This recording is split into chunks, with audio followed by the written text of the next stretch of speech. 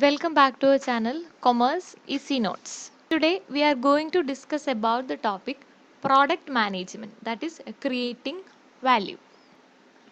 Let's see what is a product. A product is anything that can be offered to a market that might satisfy a want or need. The want satisfying power is the basic feature of a product. If a consumer satisfied with that product, it is said that he satisfies his want. Next is the definition of product by Alderson. A product is a bundle of utilities consisting of various features and accompanying services. Next we discuss about the features of the product. It is divided into 5. First one is tangibility. Tangibility means if a product can be seen or can be touched or can be felt, it is known as tangible products. Examples are pen, car, TV, etc. are tangible products. Next one is intangible attributes or intangible products. The products which we cannot see, cannot touch, cannot felt is known as intangible products.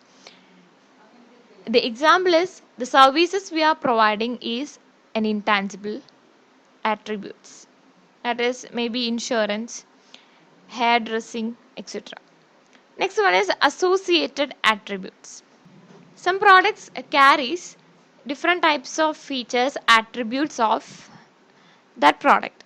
That may be color, their brand name, their packaging, their label, warranty, etc. These are associated features. Next one is exchange value. A product is exchanged for price, that is exchange value. The last one is consumer satisfaction. Products are capable of satisfying consumer needs and wants. These are the features of the products. Next we discuss about 5 product levels. It is introduced by Kotler. According to Kotler, there are 5 levels to a product. First one is core product, generic product, expected product, augmented product. Last one is potential product. Let's discuss the first one, core product. This refers to the basic product. Here the focus is on the purpose for which the product is intended.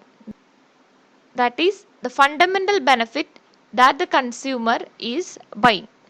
If he buys a soap, it is for bathing. That is core products. Next one is generic product. This represents all the qualities of the products. It is also known as basic product. It is the marketable form of the core product which the buyer recognizes as the product offer.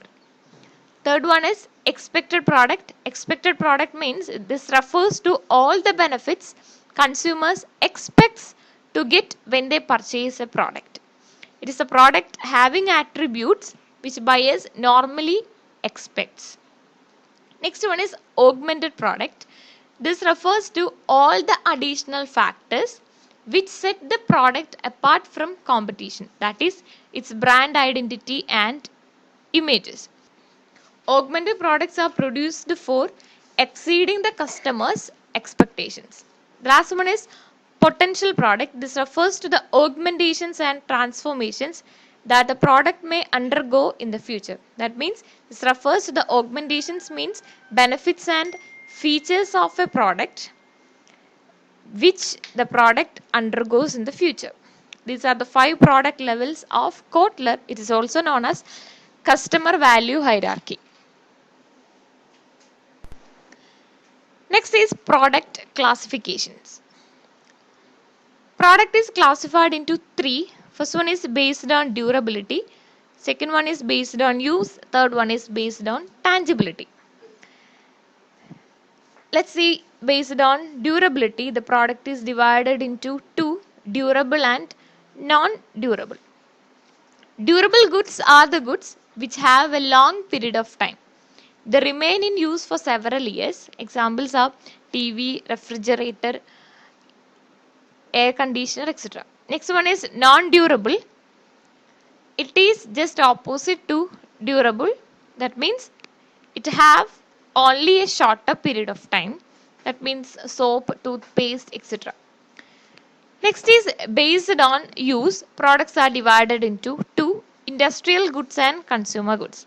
First one is industrial goods, raw materials.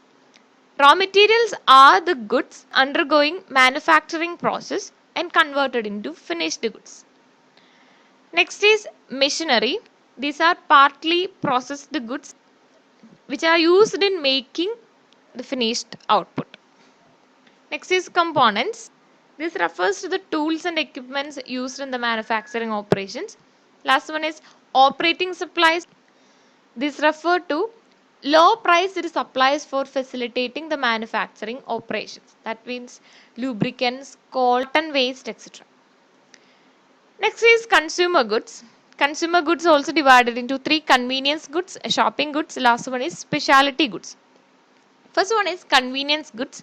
These are the goods that people usually purchase frequently, immediately, and with least purchasing efforts.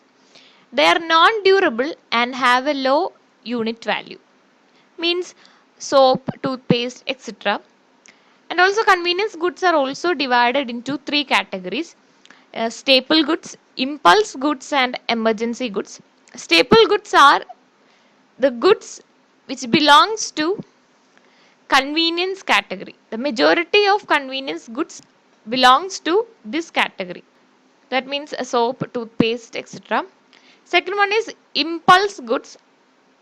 These are the goods purchased without any planning. Examples are magazines, ice creams, etc. Last one is emergency goods. Emergency goods are the goods to meet an urgent need. That is medicines, umbrella, repairing, etc. Next is shopping goods.